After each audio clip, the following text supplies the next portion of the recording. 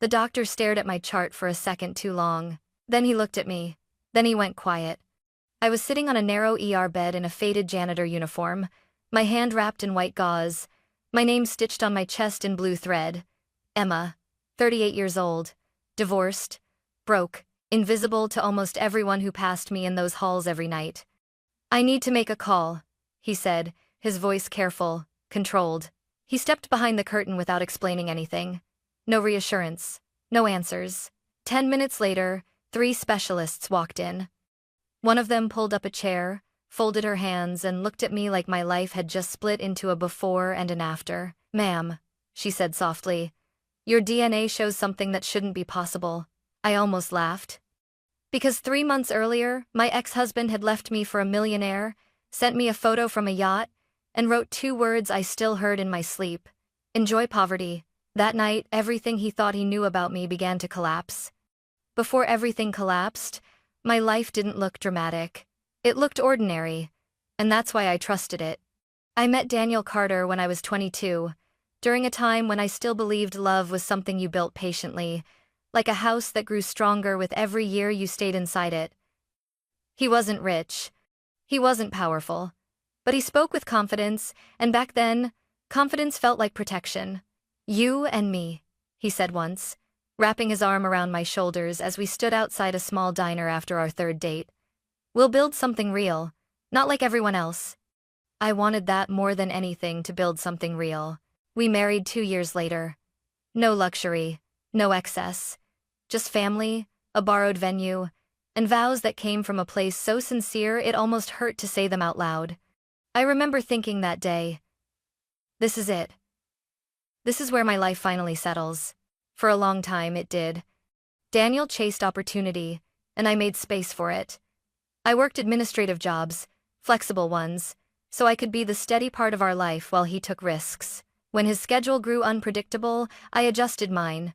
When his stress followed him home, I absorbed it quietly. That was marriage, I told myself. You carry each other when one of you is tired. I managed the things no one ever thanked me for. The bills that arrived on time. The appointments that never got missed.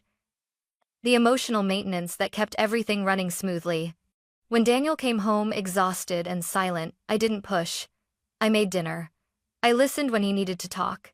I stayed quiet when he didn't. People used to tell me how lucky I was. "You're so supportive," one of his colleagues said once at a work event. "Daniel couldn't do what he does without you." I smiled, proud and invisible at the same time. Somewhere in our mid-30s, things began to shift, not suddenly, but subtly, the way a room feels colder before you realize a window is open. Daniel started coming home later. He dressed differently, spoke differently. He stopped sharing ideas and started delivering conclusions.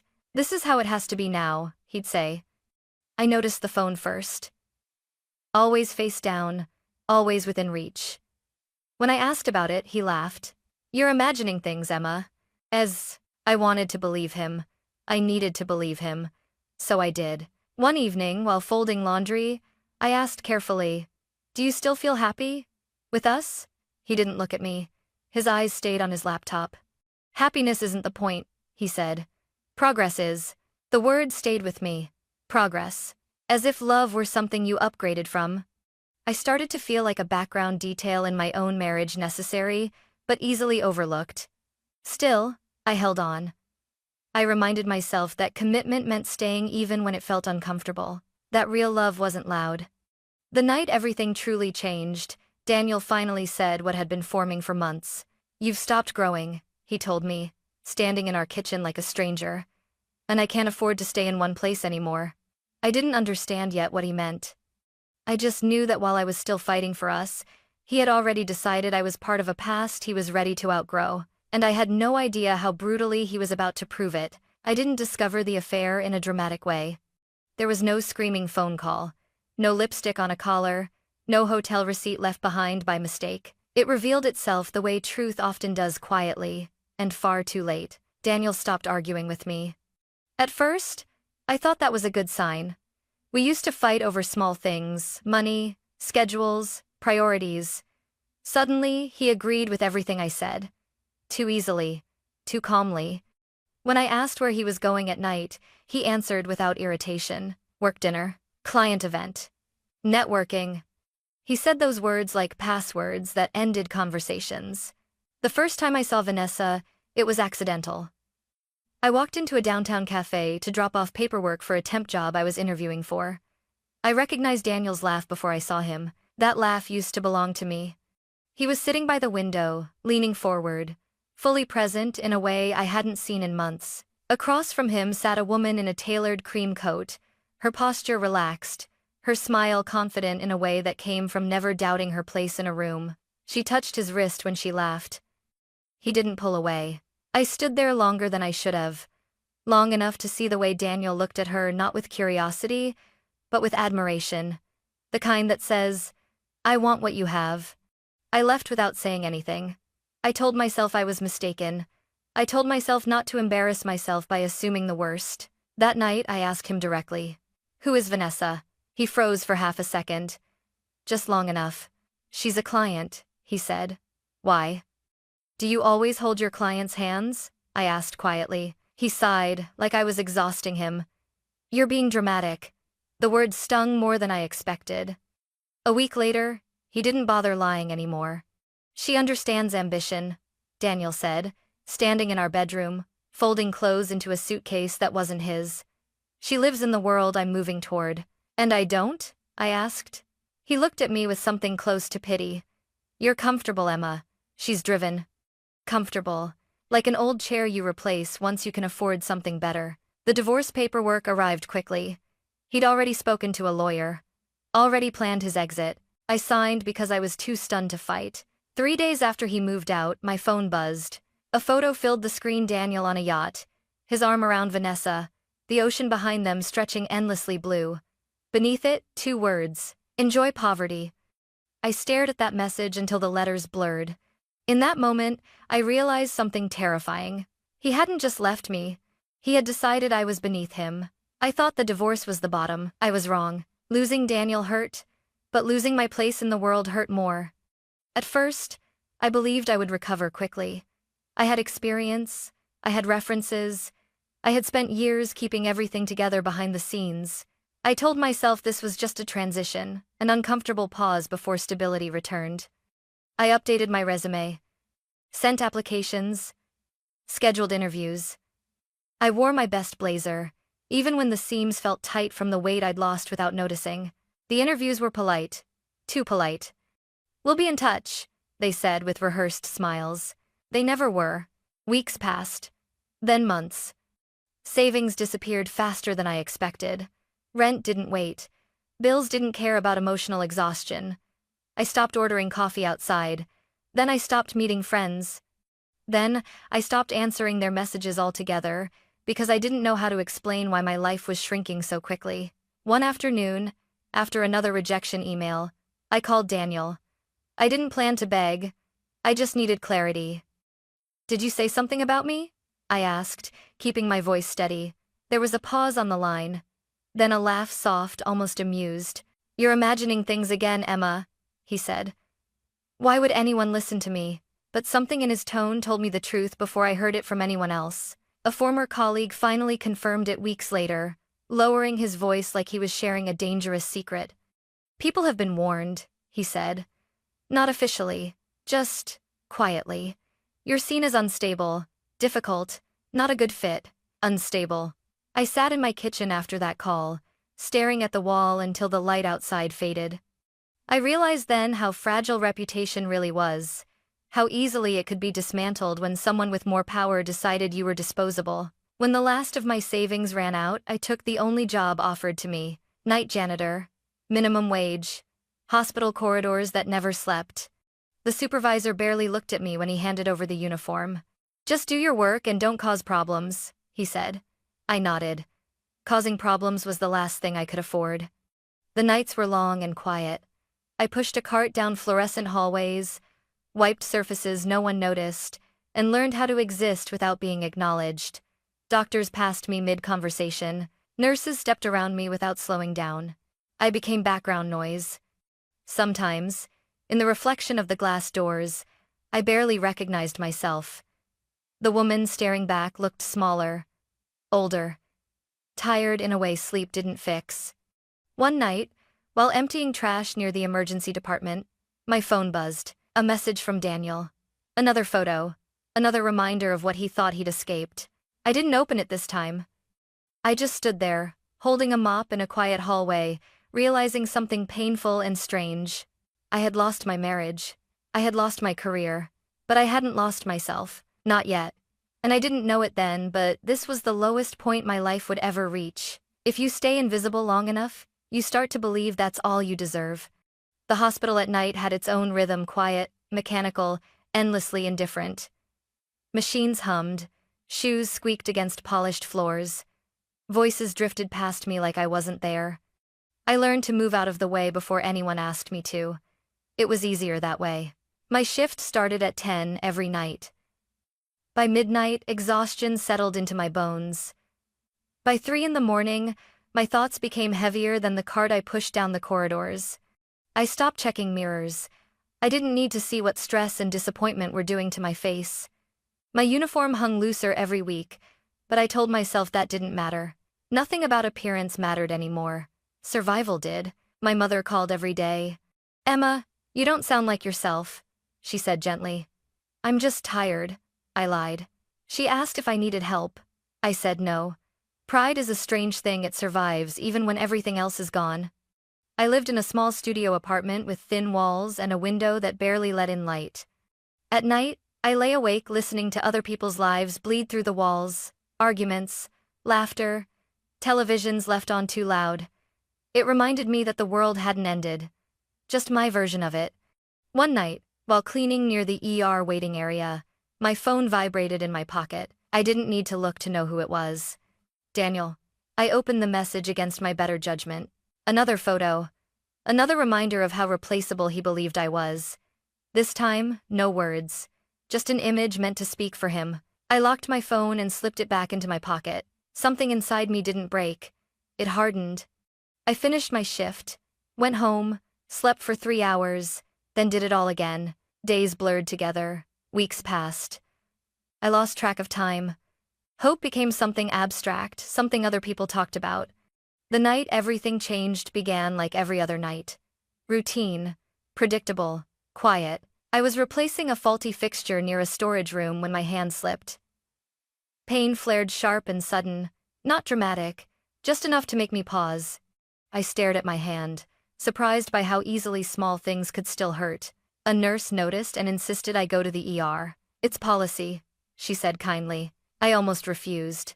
I didn't want attention. I didn't want questions, but I followed her anyway. I had no idea that decision, small, ordinary, reluctant, was about to pull my life out of the darkness I'd been living in. I sat on that ER bed thinking this was just another inconvenience. I didn't yet know it was the beginning of everything. The ER room felt colder than the rest of the hospital.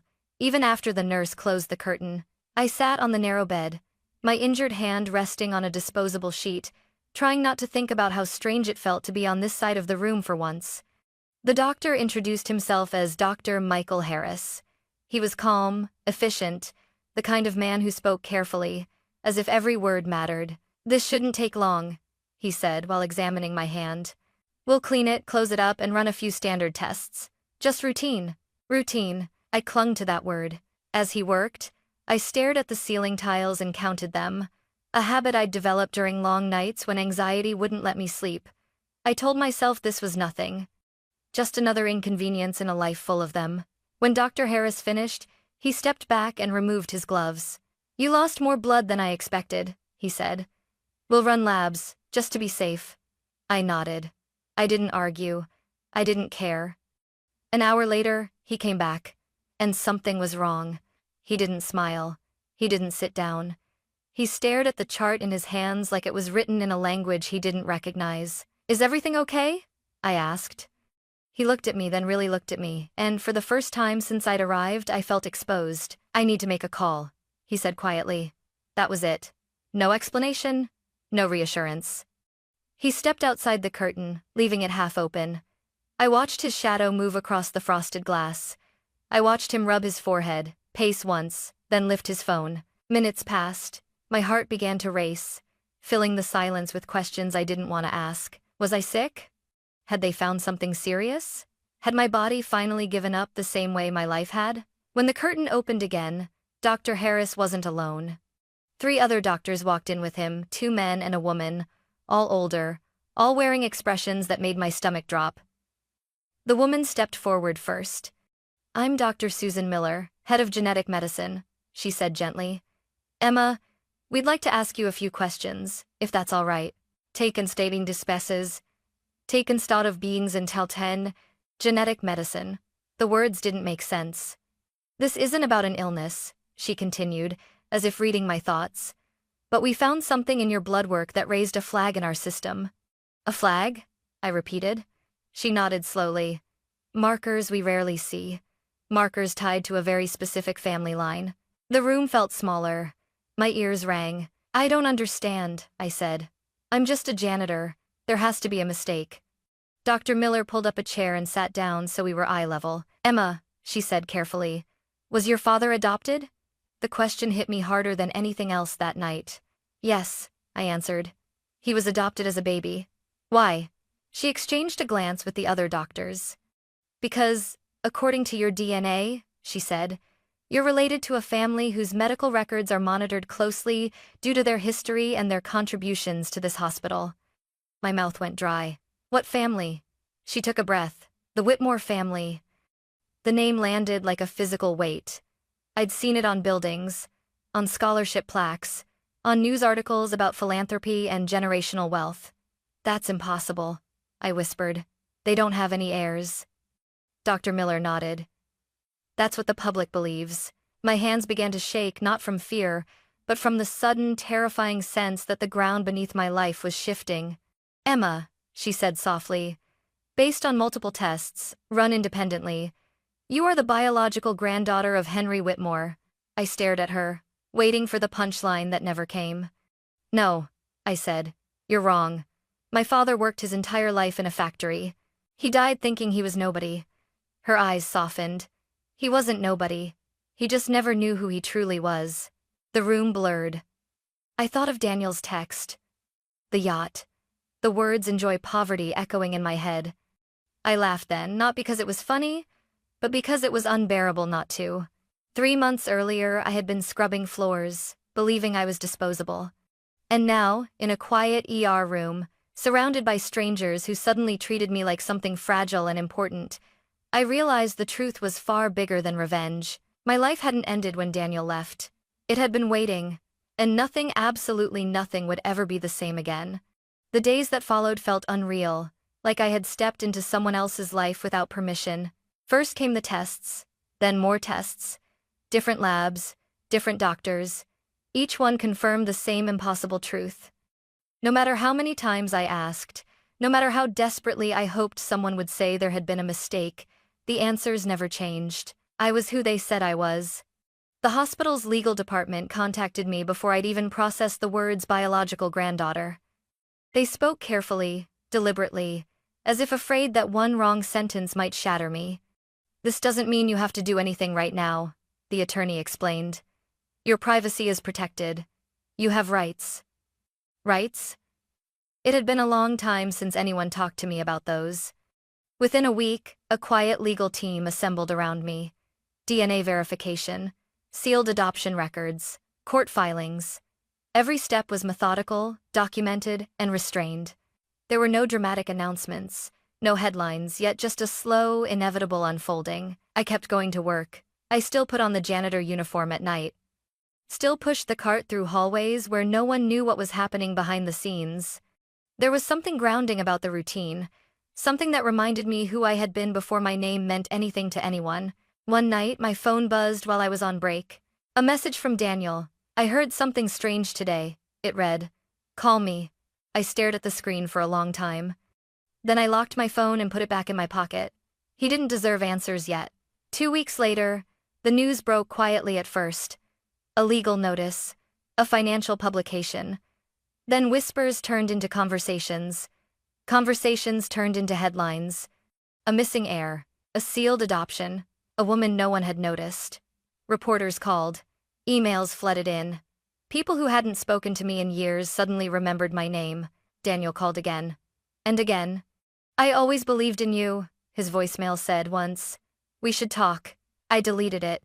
Because belief after the fact isn't loyalty, it's convenience. The court proceedings were calm, almost anticlimactic.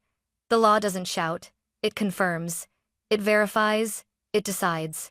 And when the ruling came down, it wasn't loud, it was final. I sat in a quiet conference room, hands folded in my lap, as a judge confirmed what the DNA had already proven. The Whitmore estate, long believed to have no living heirs, now had one: me. As I walked out of the building, the air felt different, lighter. Not because of the money, but because for the first time in months, I wasn't bracing for the next loss. That night I stood alone in my apartment and let myself cry, not from pain, but from release. I hadn't been saved by luck. I had been protected by truth, by law, by a system that when it finally saw me did its job. And somewhere deep inside, a quiet certainty settled in. The people who had treated me as disposable were about to learn something important. I was no longer invisible. People expected fireworks after the ruling. They expected me to disappear into wealth, to rewrite my life overnight, to punish everyone who had ever looked past me. That wasn't what happened. The first thing I did was nothing. I didn't give interviews. I didn't post statements. I didn't correct the headlines that got my story wrong. I let the lawyers handle the noise while I stayed silent. Silence, I learned, made people uncomfortable. They didn't know where to place me without a reaction. Daniel tried harder. He showed up where I lived, left messages with my attorney, sent emails that started with, "I've been thinking a lot," and ended with, "We made mistakes." As if betrayal were a shared decision. One afternoon, my lawyer asked gently, "Do you want us to respond on your behalf?" I shook my head. No, because responding would mean reopening something I had already survived. Instead, I focused on control, the kind that doesn't announce itself.